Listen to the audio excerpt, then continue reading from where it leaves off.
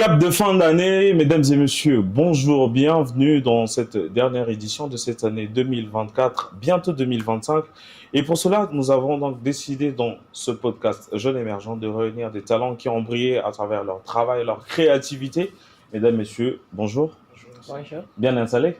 Oui, ça va. Pascaline, ça va très bien? Ça va. Monsieur Chris, ça va? Et nous avons aussi notre assistant aujourd'hui, Julien, qui nous assiste pour ce tournage. Bonjour quand même, bienvenue. Bonjour.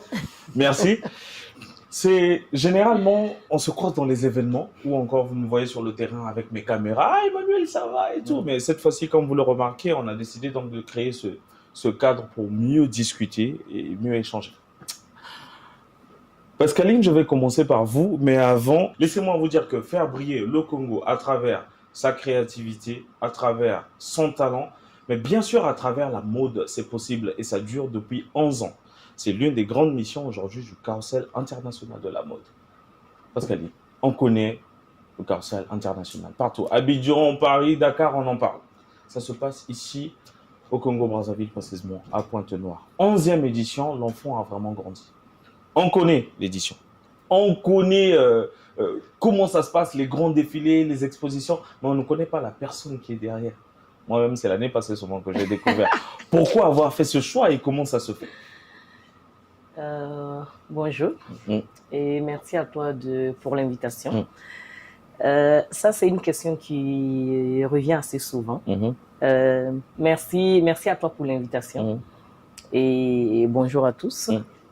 Merci chérie de m'avoir accompagnée. Ouais, on va pas que... Elle a accompagné son chéri qui nous assiste aujourd'hui. Voilà. Et c'est une question qui revient assez souvent. Mais je ne sais même pas si c'est un choix personnel ou c'est simplement parce que je fous les caméras. Disons plutôt que l'objectif du carrousel, c'est de mettre en avant les jeunes talents. Oui. Donc les jeunes talents et le textile africain. Voici les deux premiers choix. Disons que les choses sont faites naturellement. Parce que si ma mission est de valoriser le textile africain, de mettre en avant les jeunes créateurs avant, c'est ce que j'ai passé le temps à faire. Ça veut dire faire en sorte que les créateurs émergents soient connus sur l'international. Oui. Faire découvrir, par exemple, le raffia du Congo en Afrique de l'Ouest et faire découvrir les tissus de l'Afrique de l'Ouest au Congo et vice-versa partout. Oui. Donc, disons que je me suis concentrée sur ma mission. C'est vrai que parfois, je fouille aussi les caméras. Mais... En fait, je ne me suis même pas posé la question, en fait, si j'étais connue ou pas, ou quelque chose comme ça. Je me suis simplement focalisée sur ma mission, qui est de valoriser le textile africain et les créateurs émergents. Le travail mis en avant. Voilà, le travail mis en avant. Derrière, en background. Voilà, c'est vrai que les journalistes me poursuivent souvent aussi pour les interviews. Je fouille un peu, je l'avoue. Mais bon, peut-être que je vais faire des efforts. Ouais, moi, ça fait des années que je négocie cette interview. Mais enfin, donc, on va profiter de poser toutes les questions. Quelle est vraiment l'histoire derrière? Pourquoi avoir mis en place cette initiative et surtout comment c'est né? Comment l'histoire est née? Le carrousel ou plutôt, disons que j'ai été dans le milieu de la mode quand j'étais adolescente, avec la bénédiction de ma mère, mais pas avec la bénédiction de mon père. Comme on le sait le plus souvent, les papas ne sont pas pour les modes et tout ce qui va avec, parce qu'ils ont une certaine image de ça. Surtout, il y a pratiquement 30 ans de cela en Afrique, c'était pas évident. J'ai été dans le milieu de la mode en 97. En fait, j'étais majorette de la mairie centrale. Oui.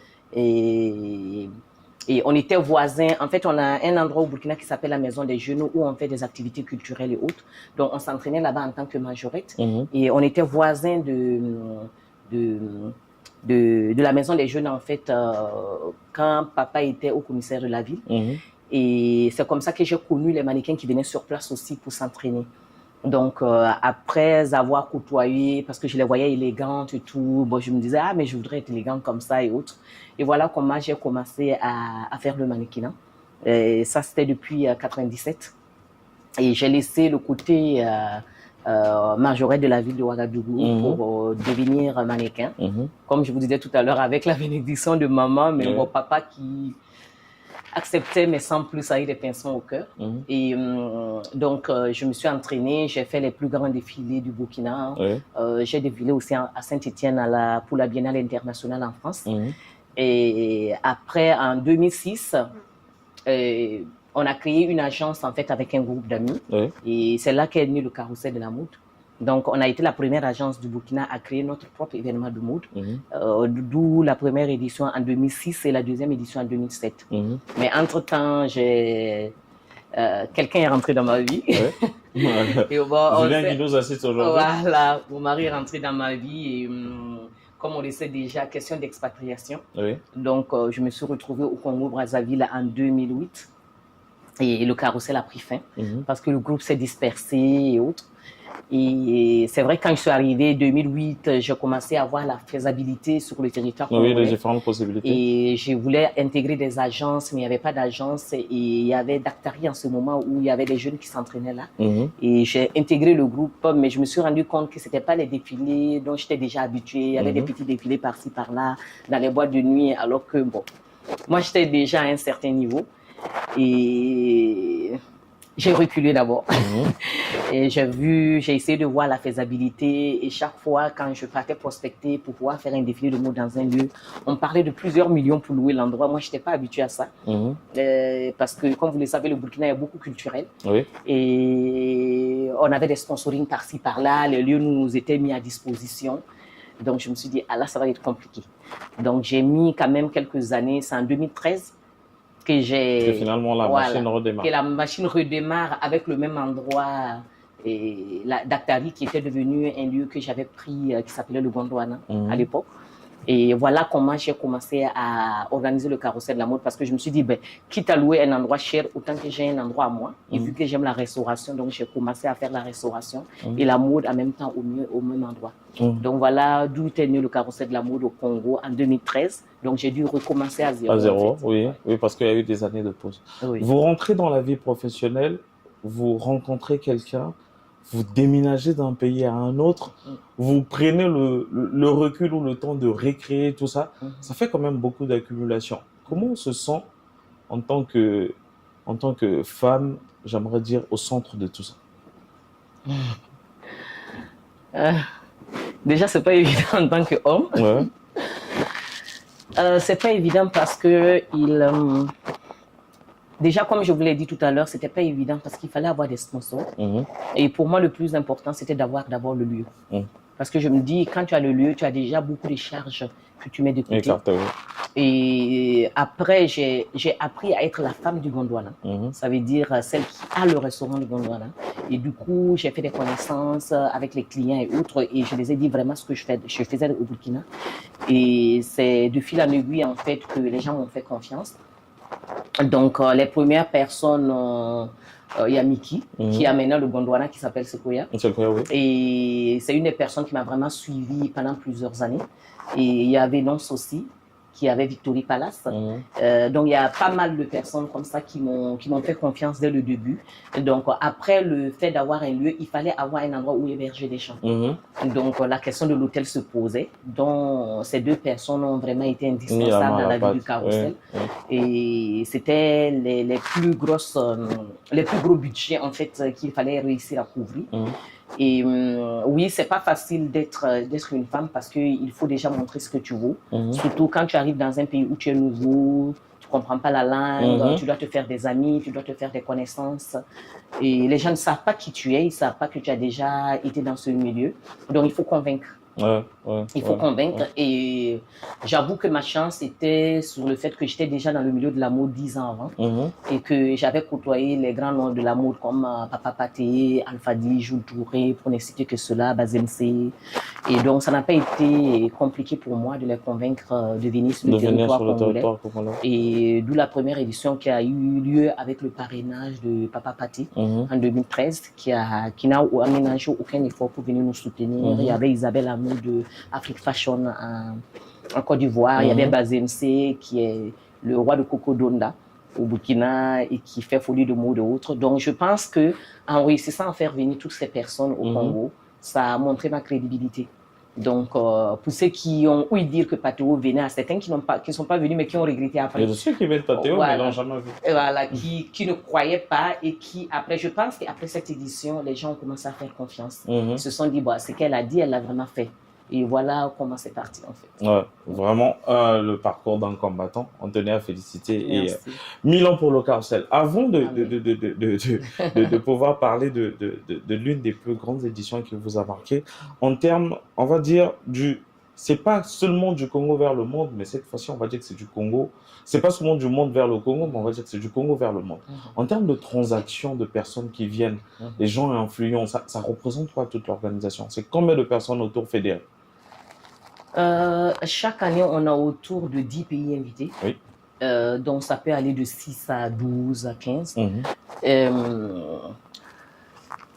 Mais c'est vrai que ça se passe aussi dans le sens contraire parce que vu que j'ai été sur plusieurs podiums en Afrique de l'Ouest et que je suis en partenariat avec beaucoup de promoteurs de mode, depuis quelques années, j'ai la possibilité aussi de faire sortir des Congolais sur d'autres pays.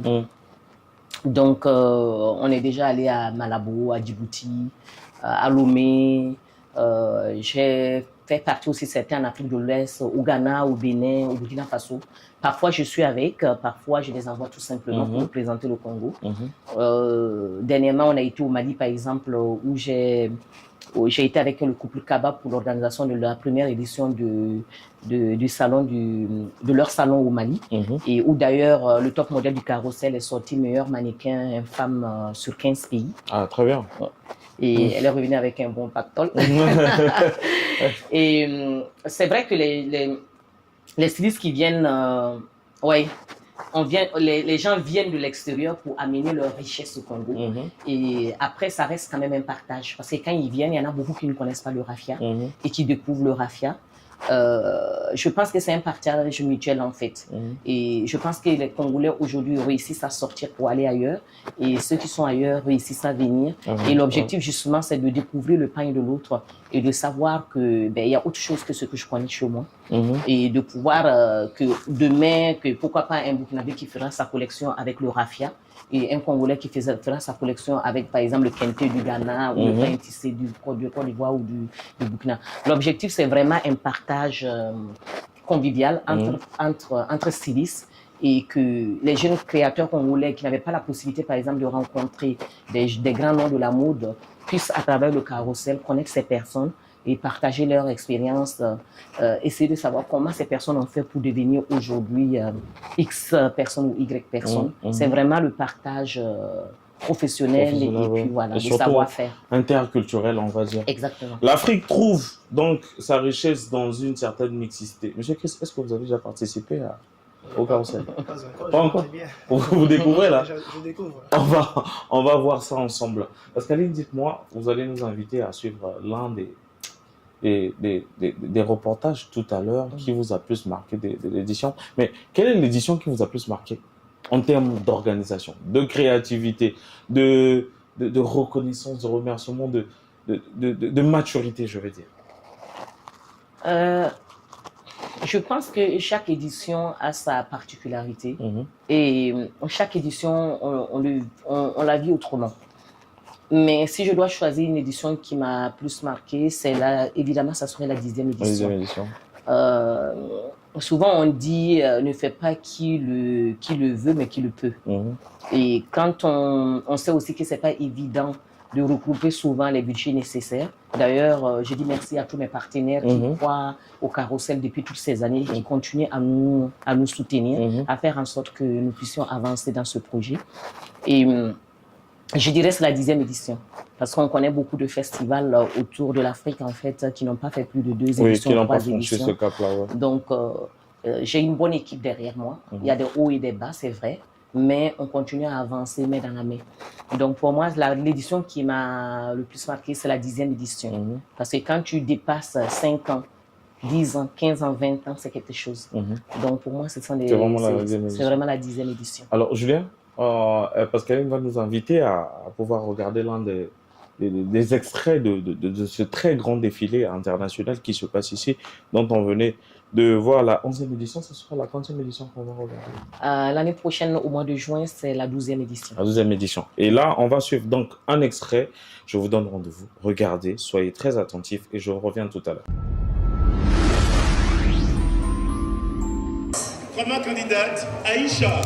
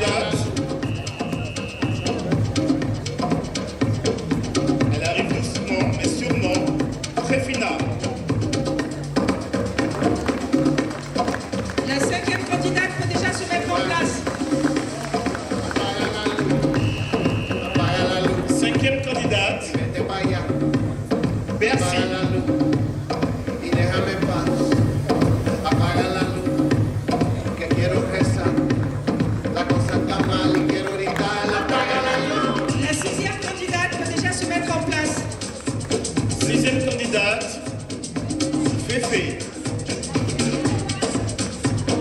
On passe directement à la 8e candidate qui peut déjà se mettre en place. Ah, Féfé est venu avec ses fans. Attention à la 8e candidate, je la vois décider. Elle s'appelle Rose.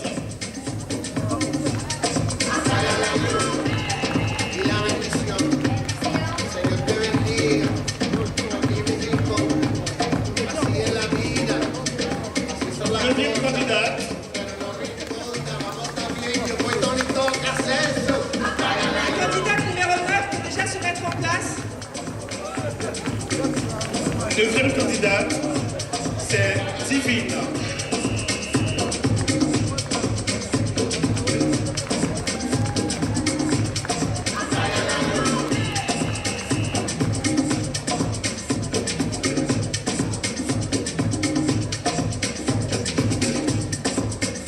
Dixième candidate,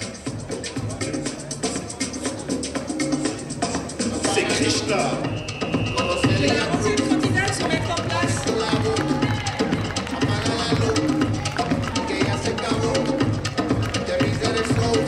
Onzième candidate, Ruth.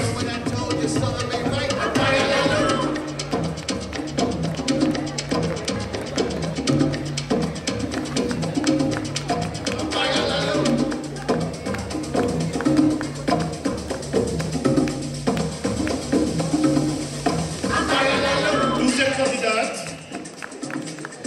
c'est Anne. Chancella. Chancella qui nous vient du Tchad. Et la 13e candidate peut déjà se mettre en place. Les autres candidates des sexes féminins se préparent pour le final.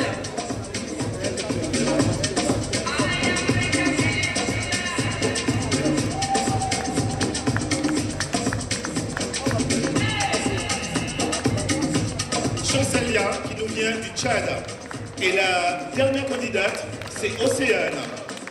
Et Océane, elle vient de la Côte d'Ivoire. Soyez la bienvenue. C'est un concours de mannequins international. Et tout de suite, nous allons vous proposer Non, le final d'abord. de revoir toutes les Voilà, candidates exactement. de ce concours des jeunes top modèles du carrousel de la mode Voilà, soit nos 2024. 13 candidates. Le final, s'il vous plaît. On veut vous entendre, vous avez les numéros. C'est nous qui doit remporter le concours de jeunes top modèles.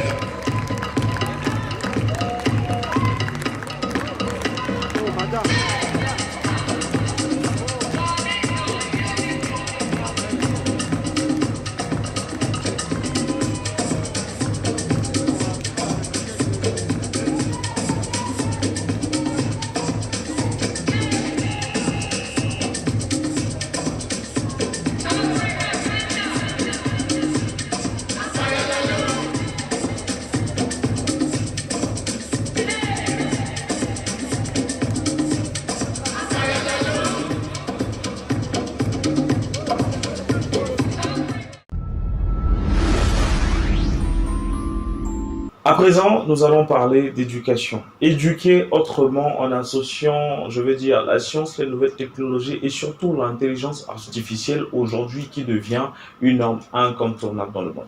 Monsieur Chris, déjà, comment se présente votre profil et comment est-ce qu'on fait pour atterrir à Giovanni Mami University? Ok, merci pour l'invitation. Alors, je suis dans le cadre de l'université coordonnateur des activités. Mais je supervise concrètement au quotidien le parcours de formation qu'on a lancé en modélisation et sciences de données. Pour recontextualiser, la GMU, Giovanni Mami Université, c'est une université.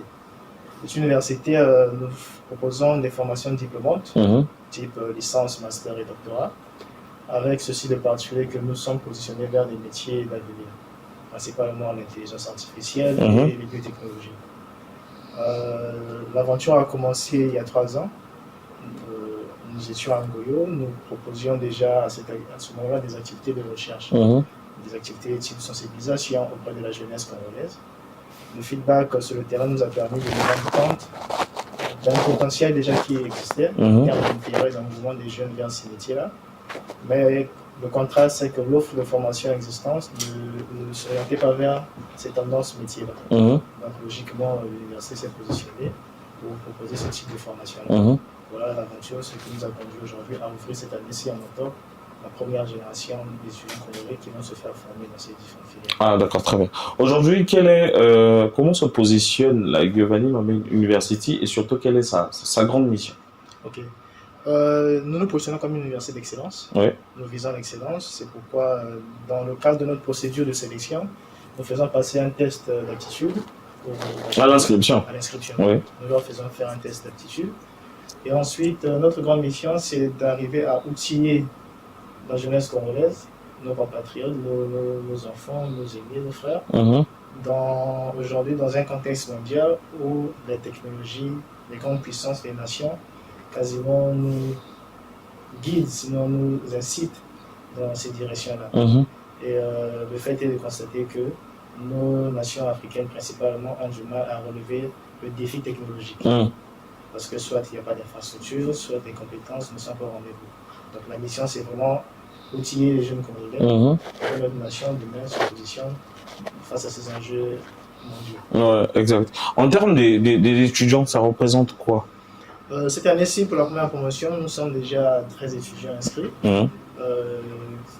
Du fait de la sélection, nous avions déjà reçu une trentaine de candidatures. On a été porté à en sélectionner que 13. Nous visons un peu plus l'année prochaine. En capacité d'accueil, nous pourrons en accueillir 60 étudiants.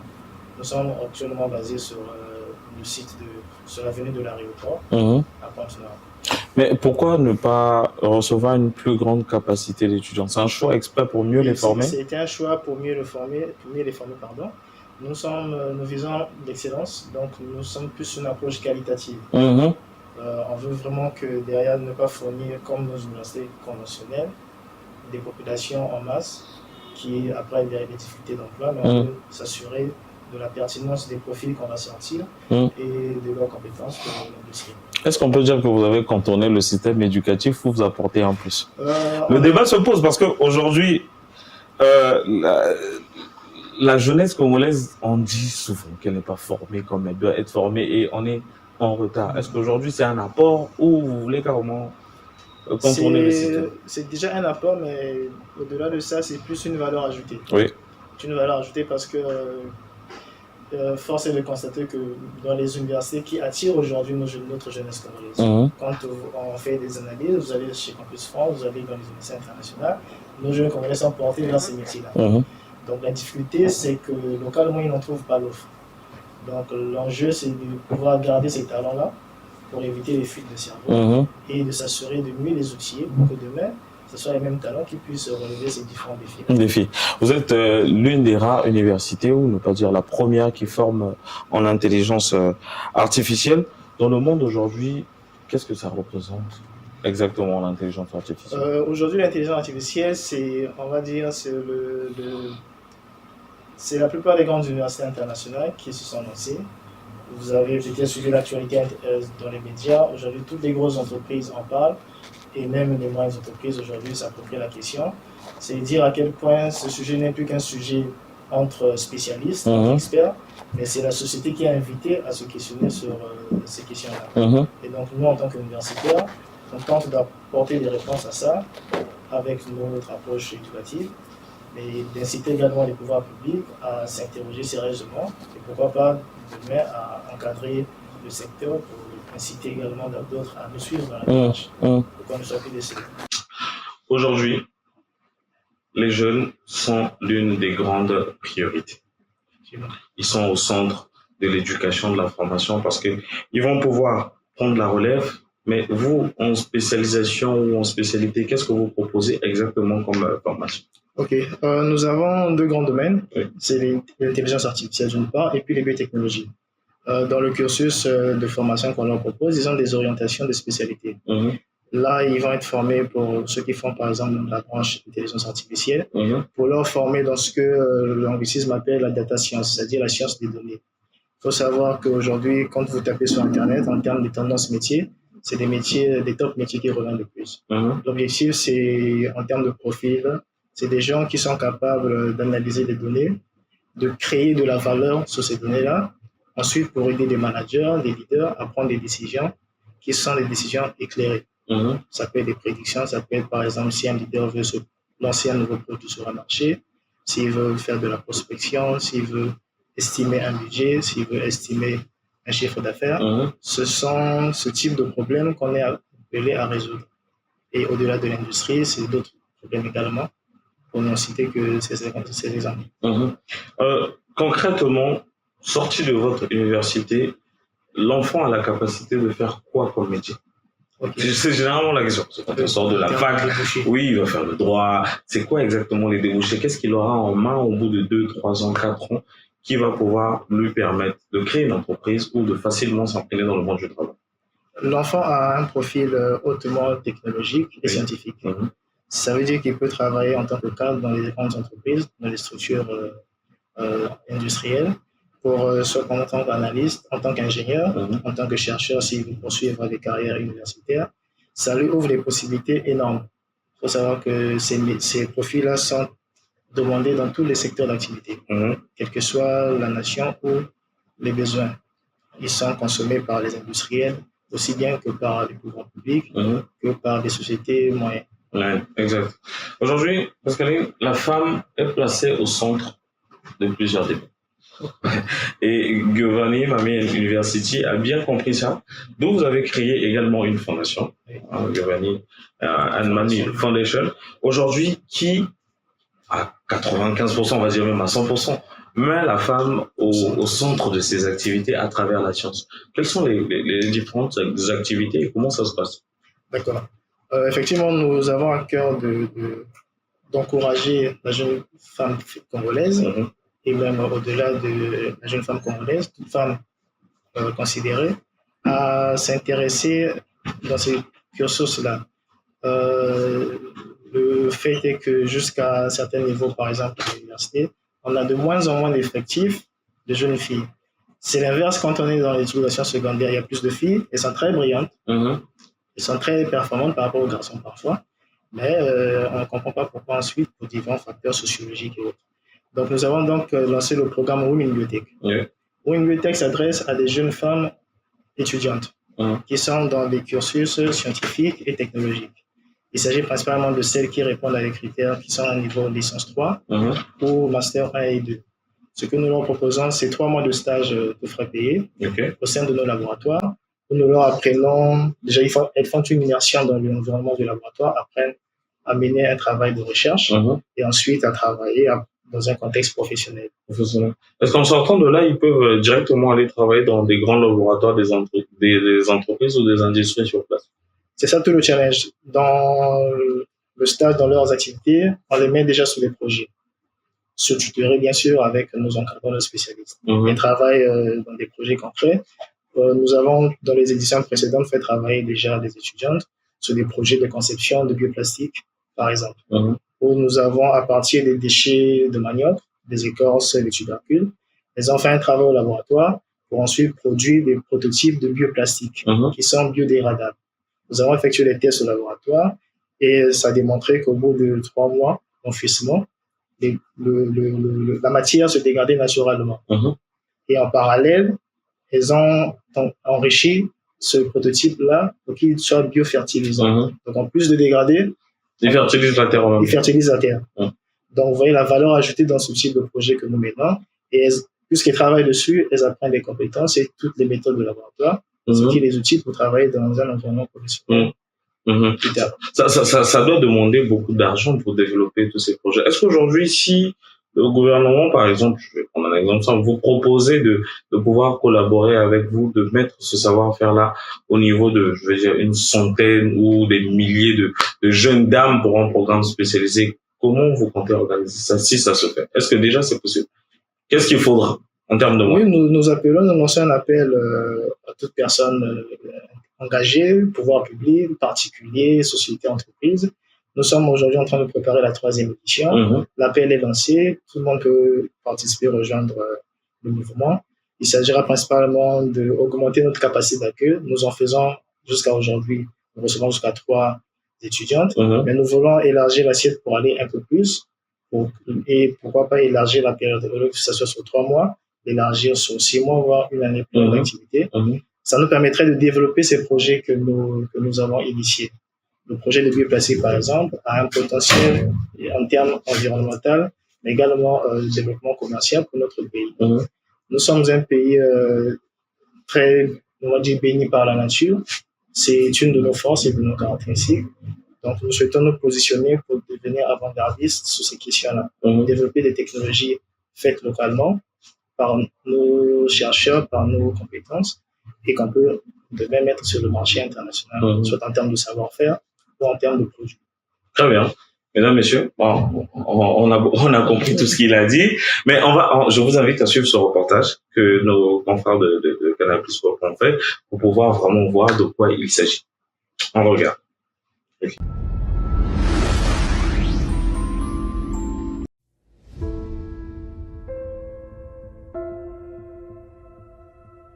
Au cœur du Congo, l'innovation prend racine. Ici, à la Fondation Giovanni et Mamie, nous avons transformé les déchets de manioc en quelque chose de remarquable, du plastique biodégradable. Avec une épaisseur inférieure à 1 mm, ce bioplastique est lisse au toucher et ne pèse que 26 à 30 grammes par unité. C'est léger, mais son potentiel est énorme. En seulement 7 à 28 jours, ce matériau retourne à la terre sans laisser de traces. Il se biodégrade complètement, un grand pas en avant pour l'environnement et notre lutte contre les déchets plastiques. Et avec un impact quasiment nul sur la germination des semences dans le sol, il est aussi doux pour la nature qu'il est innovant. Associez-vous à nous pour financer la prochaine édition de Women Biotech et contribuer à façonner un avenir plus propre et plus vert.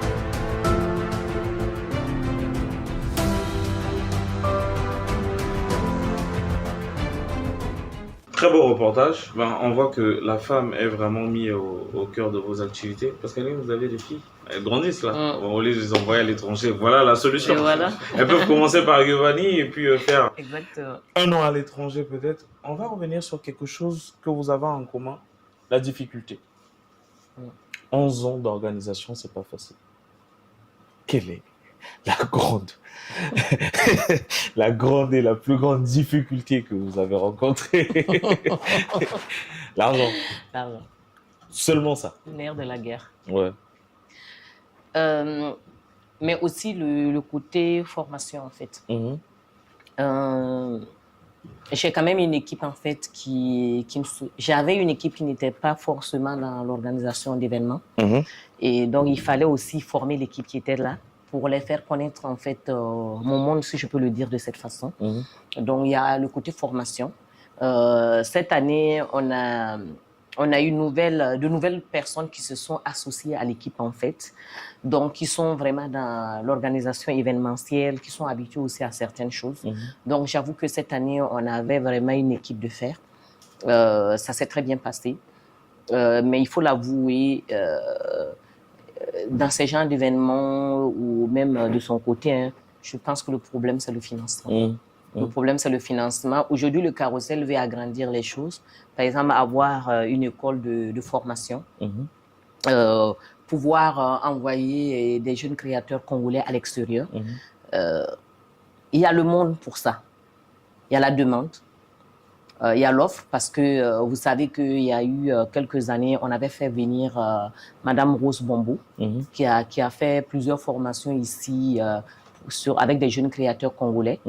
Juste pour vous dire qui est Rose Bombo, c'est une dame camerounaise qui travaille à Paris avec les grandes marques de mode. Et c'est elle qui a fait, par exemple, la dernière tenue de Céline Dion pendant les Jeux Olympiques. Ah, très bien. Donc, c'est quand même un grand nom de la mode. Et on a fait venir plusieurs fois, plus d'une fois, pour former des jeunes créateurs ici. Mais on n'arrive pas à faire vraiment ce qu'on veut. Parce que même si elle fait un forfait, même si elle essaye de soutenir, on est limité. Voilà, on est limité. Et cette année, par exemple, on devait faire venir Monsieur Diakité, qui est aussi dans le milieu de la mode, qui a été l'image attitrée de Disneyland pendant 30 ans.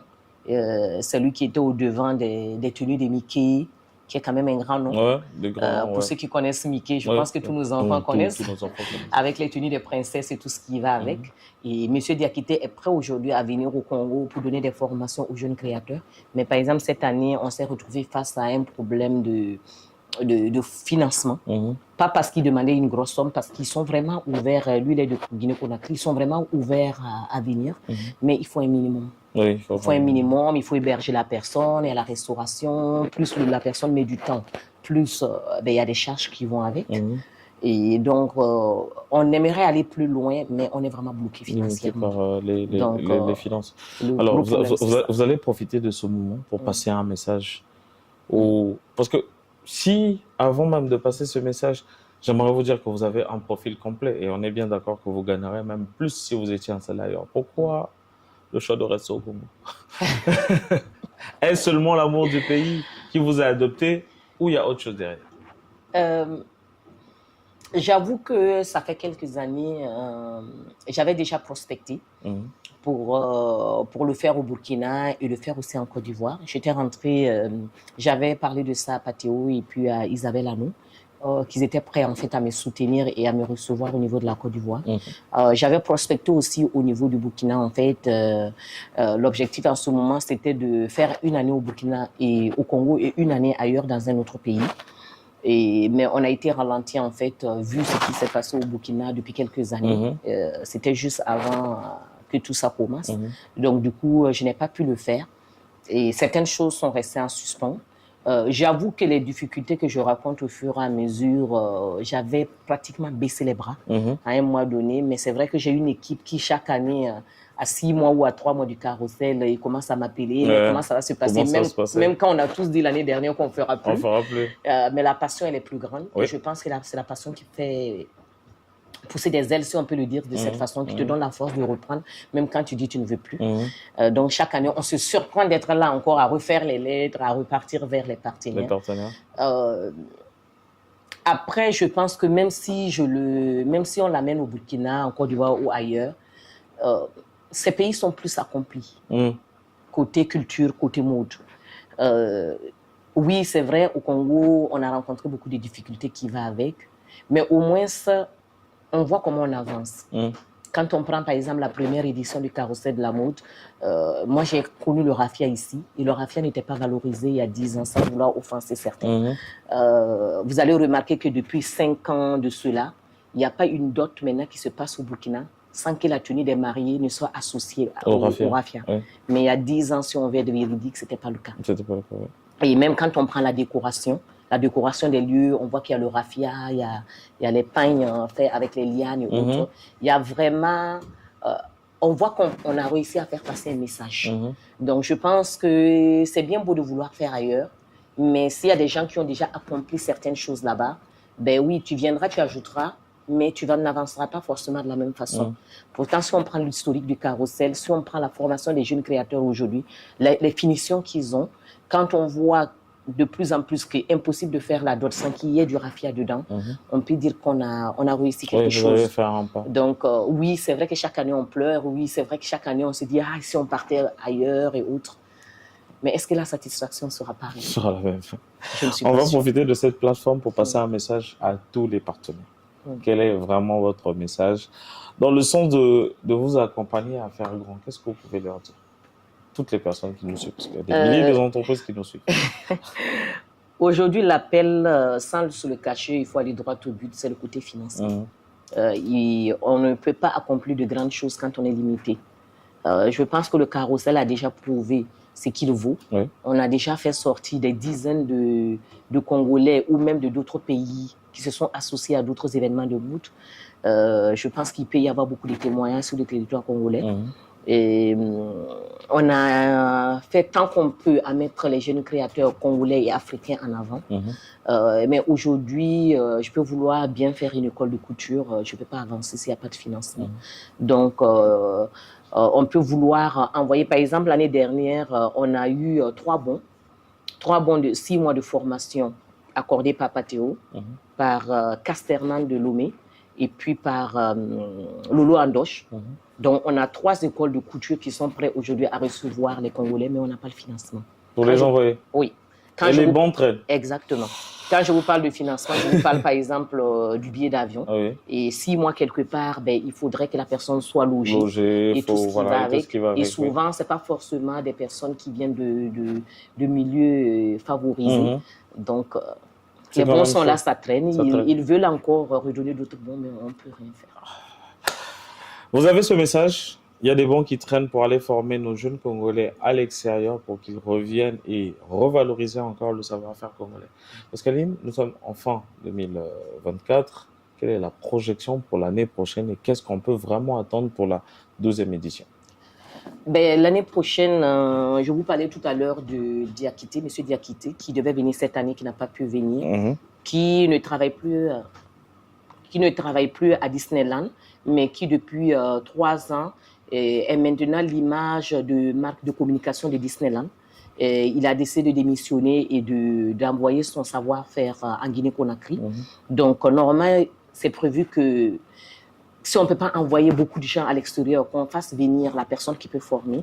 Donc, normalement, c'est prévu qu'au mois de juin prochain, que M. Diakité vienne pour former les jeunes créateurs congolais. Donc, moi, je fais un appel aussi bien que ce soit les partenaires qui nous accompagnent déjà ou ceux qui peuvent faire encore quelque chose, ceux qui peuvent rejoindre le groupe ou même les institutions internationales et autres. Et je lance aussi un appel aussi aux ministères concernés. Sans vous, on ne pourra pas avancer. Ça serait dommage qu'on s'arrête en chemin. Donc voilà. Nous parlons tous les jours du Congo qui doit collaborer avec l'international. Nous parlons tous les jours du soft power congolais, le savoir-faire congolais, influencer ce monde-là afin qu'il influence le monde extérieur.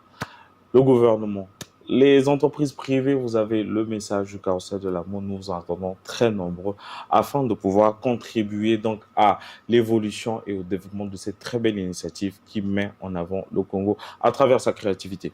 Monsieur Chris, on revient vers vous. Vous voyez qu'ils collaborent avec les collaborateurs qui sont à l'étranger. Est-ce que vous, dans votre cadre, est-ce que vous avez un système de bourse ou encore vous avez des collaborations avec des universités à l'étranger? Effectivement, nous proposons à nos étudiants dans le cadre de leur cursus un stage à l'étranger. Nous avons déjà établi des contacts avec les universités de nos pays en Afrique. Le but, c'est parce que nous avons dans le cadre de notre projet, l'ambition, en tout cas, de ce qu'à la sortie de leur cursus, des étudiants soient non seulement compétents, mais qu'ils soient bilingues, sinon multilingues. Nous embrassons des domaines, on va dire, ouverts à l'échange international en termes commerciaux et de communication scientifique.